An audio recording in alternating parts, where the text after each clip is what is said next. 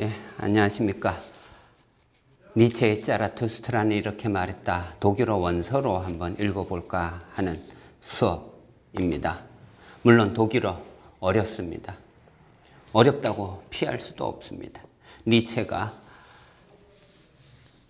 고전은 혹은 고전의 약점은 외국어로 되어 있다라고 말을 했습니다. 고전은 약점을 운명적으로 갖고 있다라는 뜻입니다.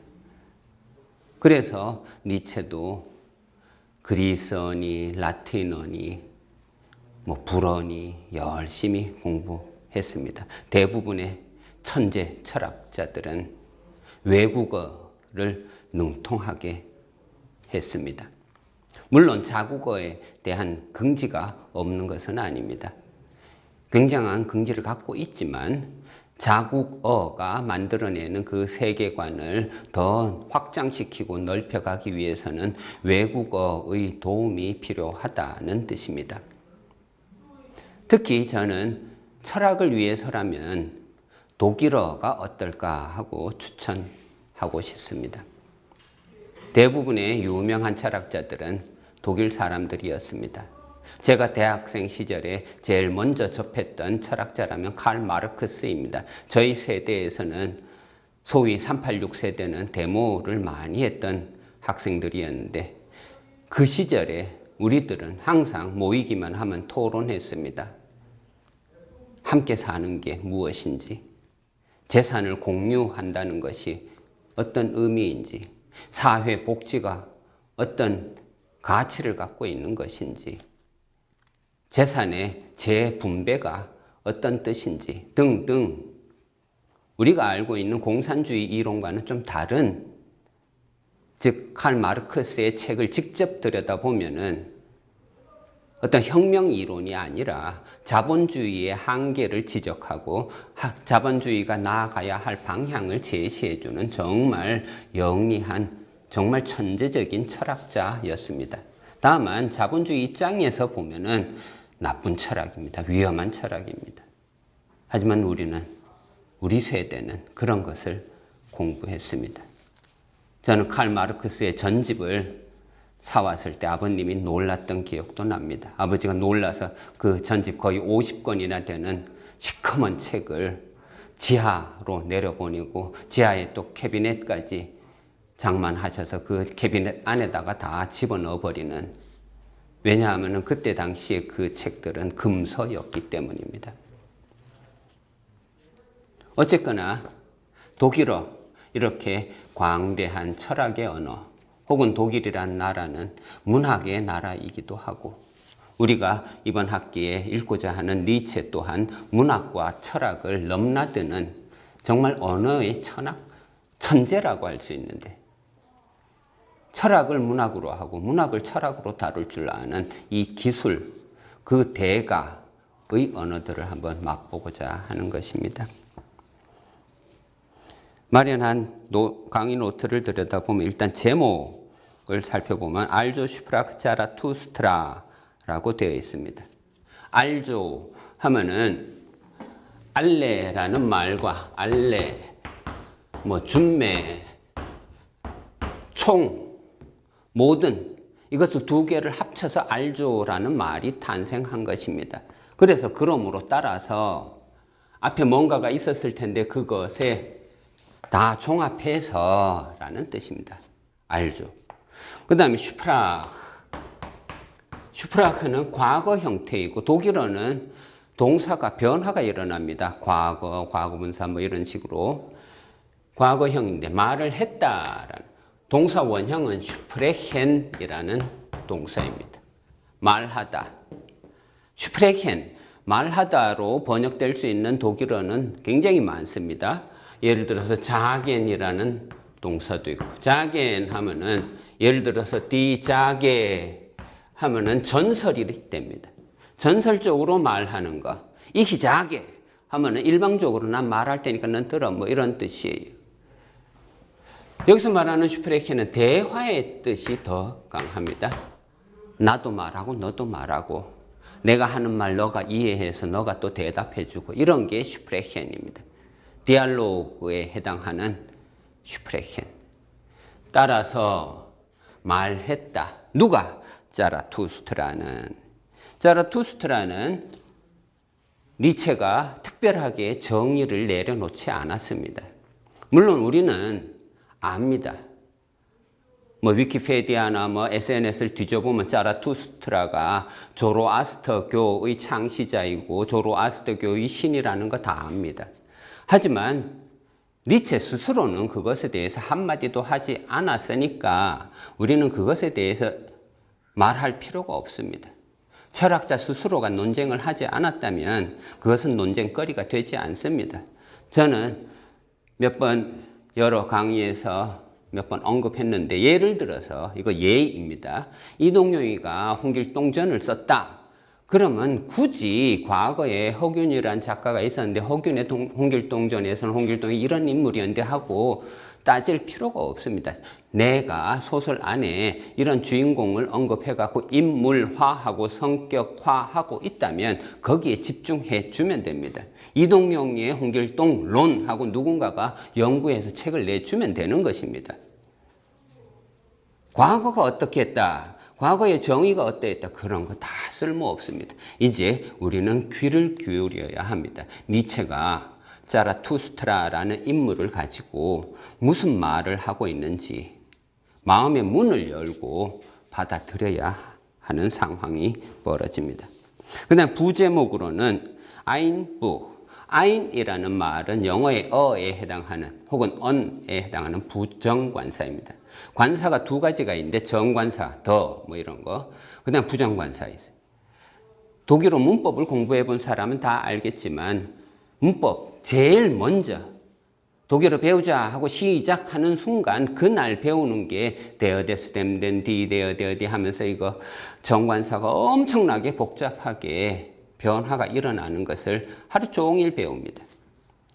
근데 그 하루 종일 배웠다고 해서 이 정관사 문제, 이 부정관사 문제가 해결되었는가? 아니에요. 제 개인적으로는 지금까지도 실수할 수 있는 부분은 이 정관사, 부정관사 부분입니다. 제일 먼저 배우지만 제일 마지막까지 발목 잡는 것이 바로 이 관사의 문제입니다. 왜냐하면은 각 경마다 의미마다 다 형태가 달라지고 있기 때문에 또 이 관사 뒤에 나오는 명사, 그 명사를 다루는 동사나 부사들, 예를 밥을 먹는다. 밥이라는 이 명사 뒤에 따라오는 동사는 먹는다가 따라와야 돼. 밥을 하고 일어서다 이런 다른 동사가 따라 붙을 수가 없단 말입니다. 이렇게 서로 얽혀지는 그러한 언어에 의해서 또 형태가 또 달라지니까 정말 외워야 할 것이 어마어마합니다. 그래서 어려울 뿐입니다. 하지만 그것조차도 법칙이 있다 보니 세 번 데어데스 덴덴 디데어데 쭉 외워보면은 4, 4, 16 정도 되려나? 확신은 없습니다. 그래 봐야 한 3, 40개 정도 형태밖에 없습니다. 정해져 있다는 얘기입니다. 아무리 명사가 많다 해도 사전에 있는 거 우리가 수천 수만 단어 다 외우고 있지는 않아요. 그냥 저도 작문해야 될 상황이 벌어지면 사전을 펼쳐가면서 글을 씁니다. 어떤 원리만 이해하면 다 됩니다. 어쨌거나 부정관사입니다. 아인, 부후는 책, fear, 위하여, 전치사라고 하는데 전치사도 10개 정도 되려나 모르겠습니다. 세보지 않아서. 나올 때마다 제가 의미를 알려드리겠습니다. 이 수업은 문법 수업이 아니니까 이 단어를 가지고 개념을 가지고 우리가 어떻게 사고에 임하는가, 어떻게 철학적으로 사고할 것인가, 어떻게 문학적인 비유를 철학적 영역으로 끌어들일 것인가 등등 이런 훈련을 할 것입니다. 하나의 책인데, 한 권의 책인데 위하여, 누구를 위한 책이란 뜻입니다. 이 자라투스트라는 누구를 위하여? 알레, 모든 이들을 위한 한 권의 책. 그리고 카이넨 하면 아무도 아니다라는 부정문이 됩니다. 아주 복잡한 수수께끼 같은 언어가 탄생하는데 니체는 누누이 말씀드리지만 언어의 천재입니다. 니체 철학의 어떤 특징이라면 조어가 많습니다. 스스로 만들어낸 말들이 너무나도 많습니다. 이토록 조어가 많은 철학서 많지 않습니다. 니체는 지금 한 권의 책을 설명하고 있는데 자라투스트라 이렇게 말했다가 어떤 책인지 설명하고 있는데 그 책에 대한 부제목을 정하고 있는데 모두를 위한 책이면서 아무도 위하지 않는 책이다라는 수수께끼 같은 말을 했습니다.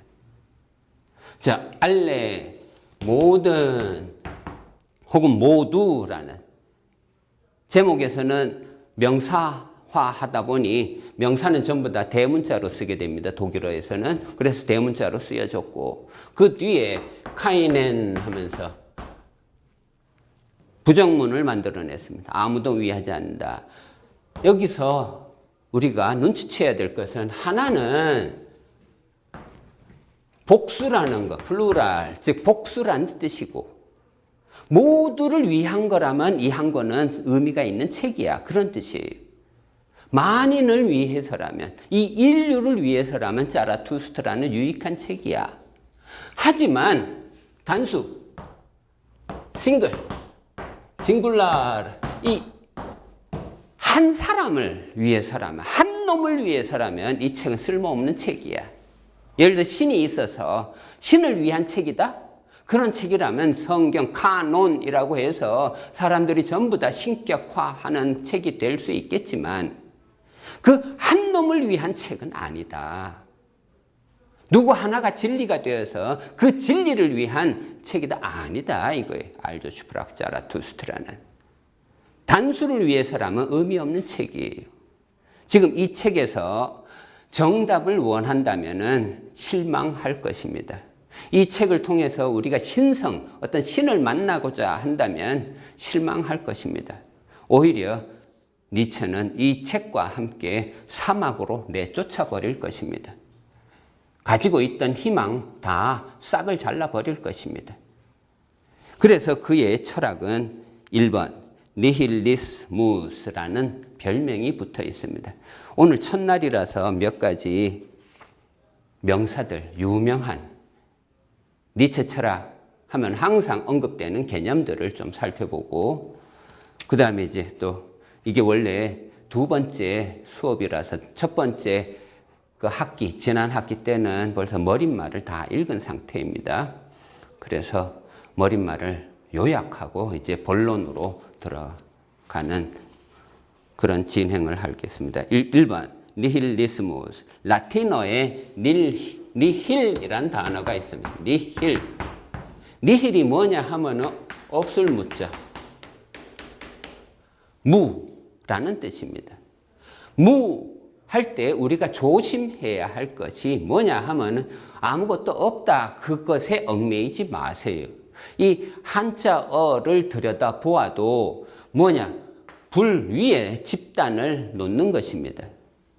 여기에 철학적인 말을 만들어내라 한다면 불, 태, 우, 다라는 이 행위입니다. 행위.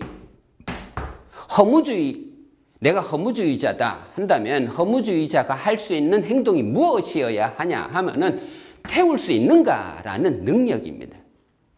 태울 수 있어? 버려버릴 수 있어? 잊어버릴 수 있어? 신이 있었대. 그건 신 죽여버릴 수 있어? 나한테 이게 제일 중요했대. 그거 없어도 자살하거나 그러지 않을 수 있어? 주식했다. 주식이 내 인생의 최고였다 했는데 그거 잃어버려서 내가 무릎 꿇지 않을 수 있어? 내가 제일 사랑했던 사람이 떠나버려서 나를 버렸어. 난 버림을 당한 존재가 되었어. 이때 웃으면서 견딜 수 있어? 내가 희망을 걸었던 거 다 불태버릴 수 있어? 이러한 질문을 던지는 철학이 허무주의입니다. 허무주의. 그래서 저는 또 여러 이 촬영 동영상 강의에서도 언급했던 것 같은데 허무주의를 설명할 때 저는 종을 가지고 설명했습니다. 절에 가면 범종이라고 있습니다. 범종 안에 무엇이 들어있을까요? 공과 무가 들어있어요. 무, 방금 배웠어요. 무가 어떤 뜻인지는. 불을 태울 수 있는가? 뭐든지 태워버릴 수 있는가? 아침놀이인가 거기에 그 명언이 하나 있어. 오두막을 불태워버리고 떠나라 이런 말. 자리에 연연하지 말고 떠날 수 있는가? 또 공이란 단어도 재미나요? 공. 이게 공짜래요. 텅 비어 있다래요. 이것을 들여다보면 깜머리니까 집이에요.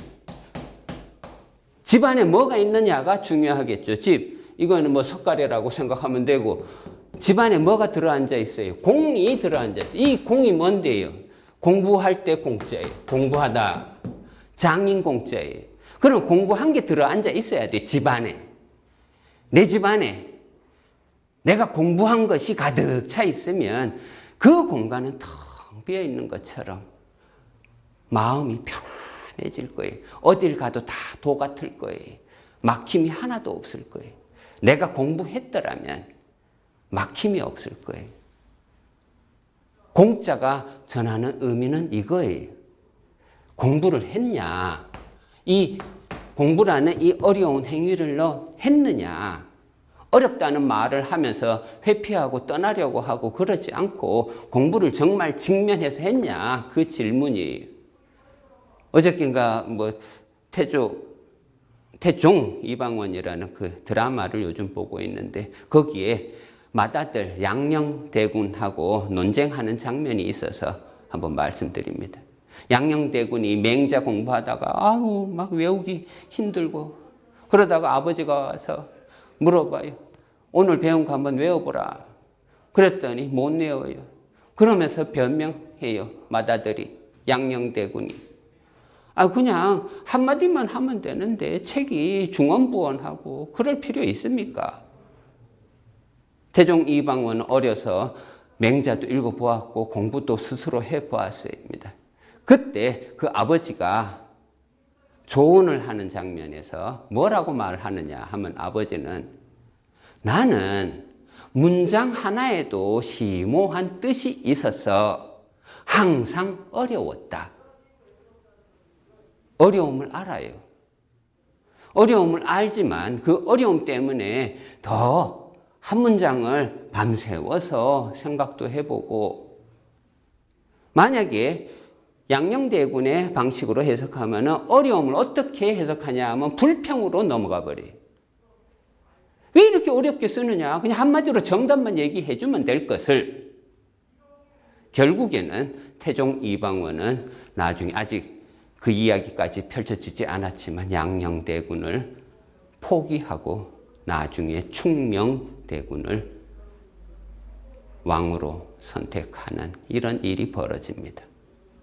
충녕대군이 누구냐? 우리 대한민국 사람이라면 다 아는 우리 민족의 제1인자, 우리 민족의 황금기, 우리 민족의 최고의 전성기를 만들어내는 세종대왕입니다. 세종대왕이 공부한 것을 태종 이방원은 그 장면에서 그렇게 얘기합니다. 충녕대군은 그렇게 너처럼 공부하지 않았다.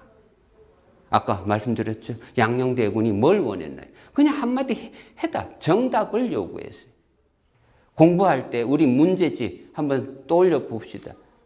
게으른 자는 뭐부터 봐요? 맨 뒤에 있는 정답부터 봐요. 정답 알았어요. 그럼 그 문제를 이해했나? 아니에요. 정답을 안다고 그 문제를 이해한 것은 절대로 아닙니다. 문제와 정답 관련은 있습니다. 하지만 내가 그것을 감당할 수 있느냐? 그것이 문제입니다. 불교에서는 이 세계가 사바세계라고 합니다. 사바가 뭔 뜻이냐? 참고 견딘다는 뜻입니다. 내가 참고 견딜 수 있느냐? 그 능력에 의해서 이 세계는 해탈의 기회가 됩니다. 참고 견디지 못하는 자는 해탈할 수가 없습니다. 사바세계, 시타르타가 가르쳤습니다. 참고 견디라고. 참고 견딜 수 있는 자가 구원받는다고. 이런 뜻에서 허무주의, 니힐리스무스. 신은 죽었다라는 신앙. 즉 신은 죽었다. 곧 is taught. 신은 is 정의를 나타내요. 영어의 is 동사예요. taught 죽음. 그리고 테올로기, 제우스라는 단어 아시죠? 테오, 신이라는 뜻이. 제우스도 어원이 같아요. 신이. 신을 가르치는 로고스, 로기, 신학이라는 뜻입니다. 근데 신학은 신학인데 니체가 가르쳐주는 신학은 뭐냐 하면 신은 죽었다를 가르쳐주는 신학이. 또 니체의 신학을 테오타나톨로기, 타나토, 신화에 자주 등장하는 인물이에요. 타나토스가 누구냐? 죽음 세계를 관장하는 신입니다. 테오, 신은 신인데 타나톨로기, 신이 죽었다라는 학문. 그 다음 2번 레벤스 필로조피. 레벤이라는 단어 유명한 단어입니다. 레벤, 삶, 인생. 이것을 철학의 대상으로 삼는 것, 혁명이었습니다. 중세 1000년 동안 곧 신만 바라보았습니다. 1000년 동안 신을 증명하려 했습니다. 이제 중세가 끝나면 근대라고 해요. 근대 르네상스인들은 누구를 주목했냐 하면은 후마니타스를 주목했습니다. 즉 인간을 주목한 것입니다. 인간. 도대체 인간이 누구냐? 인간의 인생. 이렇게 한자어로 질문을 해도 좋고, 저는 자주 쓰는 형식이 사람의 삶. 사람의 삶이 레벤이고, 그것을 철학의 중심으로 둔다 해서 레벤스 필로조피라는 말을 하게 됩니다. 이것을 번역하자면 생철학이라고 저는 자주 말해요. 그리고 필로조피만 또 따로 떼어내서 좀 살펴보아야 할 것은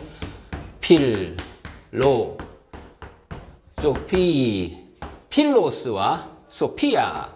소피아 하면 지혜, 필로스 하면 사랑하다. 지혜를 사랑한다가 철학입니다. 철학을 하고자 한다면 첫 번째 조건으로 저는 강조하고 싶은 것이 뭐냐 하면 바로 사랑하는 행위입니다. 사랑해야 합니다. 우리는 철학을 잘못 배워서 이상하게 비판하고 논쟁하는 것을 철학으로 알고 있는데, 이동용이가 가르치고자 하는 철학은 사랑하는 행위입니다. 사랑할 수 있는가? 너 어디까지 너 사랑하니? 좀 욕을 먹더라도 이런 표현 좀 하겠습니다. 너 몇 명이나 사랑해 봤니? 너 목숨 걸고 정말 숨이 막힐 정도로 그런 사랑 몇 번이나 해봤니 너? 전 칸트 철학 혹은 계몽주의 철학 공부할 때마다 가슴 떨리는 어떤 죄의식을 느끼게 됩니다. 뭐냐? 계몽주의 철학은 편견 없는 사랑을 요구합니다. 편견 없는 사랑이 누구냐? 한 사람만 사랑하지 말라는 것입니다. 만인동포 사상입니다. 계몽주의 사상은. 만인을 다 사랑할 수 있니 너? 모두를 다 사랑할 수 있니 너? 제가 대학생 때 구창모라는 가수가 있었는데 모두 다 사랑하리. 저는 그 노래 지금도 좋아합니다. 노래방 가서 자주 부릅니다. 근데 노래만 하지 말고 너 정말 그런 것을 행동으로 보일 수 있겠니 너? 내 애인만 사랑하지 말고 두루두루 다 똑같은 사랑을 실천할 수 있겠니 너? 너 정말 계몽주의 철학자 맞니? 계몽주의의 사랑 실천을 너 실현할 수 있겠니? 너 정말 칸트 철학을 체험했니? 저는 가끔씩 칸트 철학 공부할 때마다 이러한 순수 이성 앞에서 무릎을 꿇을 때가 있습니다. 저 도저히 저 사람만은 사랑할 수 없어요 하고 고백할 때도 있습니다. 하지만 그것이 저의 한계라면 노력은 하려고 합니다. 그것을 칸트를 통해서라면, 그를 이해하는 철학자라고 감히 말하고자 한다면 그런 한계를 자꾸 넘어서야 되겠죠. 만인을 향해서, 인류를 향해서. 3번, 위버맨시, 초인이라고 보통 번역하는데, 위버하면 위라는 뜻입니다. 위버, 위. 그 다음에 맨시란 단어가 합쳐졌습니다. 맨시, 인간. 위에 선 인간 혹은 넘어서고 있는 인간 등등, 즉 극복하는 인간이란 뜻입니다. 초인이 누구냐? 초월, 넘어서고 있는 자를 말해. 넘어서고 혹은 넘어선 자. 넘어서려면 넘어서는 대상을 전제해야 합니다. 신이 있다면 신을 죽이고 넘어설 수 있니? 신을 버리고 너 떠나갈 수 있니? 전부 다 불태워 버릴 수 있니 너? 가치 있다고 했던 거 다 없애버릴 수 있니 너? 다 버리고 떠날 수 있다면 그가 곧 초인이겠죠. 4. 자라투스트라, 아까 도입부에서 언급했습니다. 조로아스터교의 창시자라고. 하지만 그게 중요한 건 아닙니다. 그냥 그 이름을 갖고 무엇을 할 것인가, 그 내용은 동일해요. 조로아스터교의 핵심이 뭐냐면 선과 악이 공존하고 있다라는 이 이념입니다. 저는 이 조로아스터교의 이념을 자주 태극의 이념으로 설명하기도 합니다. 공존해요. 공존. 음과 양이 똑같은 힘으로 공존하고 있어요. 태극에서의 이 물방울 모양은 서로 추구하는 사랑의 이념이라면 조로아스터교의 이념은 서로 경쟁, 투쟁, 싸움하고 있다라는 이념입니다. 나의 투쟁, 히틀러의 책 제목입니다. 권력의 의지를 읽고 감옥에서, 뮌헨 감옥에서 집필한 책입니다. 1926년에 나온 책입니다. 니체의 철학을 받아들이고 탄생한 책 제목입니다. 나의 투쟁.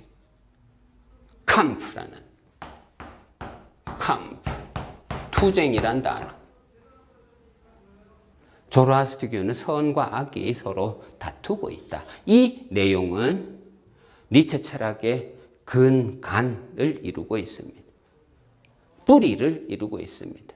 이 뿌리를 통해서 물이 솟아오를 것이고 그 올라간 물들이 영양을 공급해서 어떤 나무가, 어떤 꽃이 어느 정도의 이파리가 탄생할 것인지는 모릅니다. 어쨌거나 이 뿌리는 있습니다. 선과 악. 5번째, umvertum aller Werte. 베르테라는 단어, 베르트, 가치라는 단어입니다. 가치. 이 가치를 이름으로 활용한 정말 세계적으로 유명한 이름이 하나 있는데 그가 바로 베르터입니다. 베르터, 사람 이름 뒤에 스를 붙여서 의가 돼요. 베르테르의 슬픔이라는 책, 누구나 다 알고 있을 것입니다. 괴테의 작품입니다. 베르테르가 또 누구예요? 형용사가 붙었어요. 젊은 베르테르의 슬픔. 젊은이라는 말은 벌써 세대 갈등을 나타내고 있습니다. 뭐 늙은하고, 늙은이들은 잔소리를 하죠. 뭔 말을 해도 입만 열면은 가르치려고 들죠. 지가 잣대 혹은 기준이 되어버리죠. 어른들, 아이들 만나기만 하면 입 여는 게 뭐예요? 공부 열심히 하느냐? 공부는 열심히 해야 한다라는 명제 하에서 질문을 던져요. 아이들도 알아요. 엄마가 좋아, 아빠가 좋아 하면 듣고자 하는 대상에 맞춰서 입을 열 줄 압니다. 그게 이성적 존재의 특징입니다. 젊은이들은 맞춰서 대화해 줄 뿐이에요. 그래서 사람은 늙으면 늙을수록 외로워지는 수밖에 없어요. 대화가 안 통해서.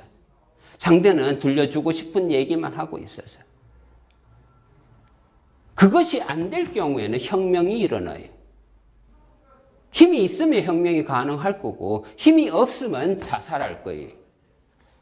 젊은 베르테르의 슬픔은 그 슬픔을 이겨내지 못하고 자살하는 이야기입니다. 이제 니체의 용어로 넘어오면은 이 베르트라는 단어를 어떻게 이제 활용하느냐? 베르퉁 알러 베르테 이것도 니체가 만든 조어에 해당합니다. 베르테, 모든 가치들의 umwertung. 하면 바꾸다, 들어 엎어버리다, 손바닥을 이렇게 엎어버리다, 이런 뜻이 바꿔버리는, 앞과 뒤를 다 바꿔버리는. umwertung, 가치를 바꿔버리는 것. 가치를 바꾸기. 예를 들어서 과거에는 예수님이 하나님이었다라는 가치관이 형성되어 있었어요. 이제 니체는 도전하는 것입니다. 그게 신 아니야, 임마. 예를 들어서 지금까지는 이게 최고라고 간주하고 살았어요. 이제 니체는 도전합니다. 이거 아무것도 아니야, 임마. 아까 불태워버리는 것입니다. 죽여버리는 것입니다. 뭘 위해서? 내가 살기 위해서.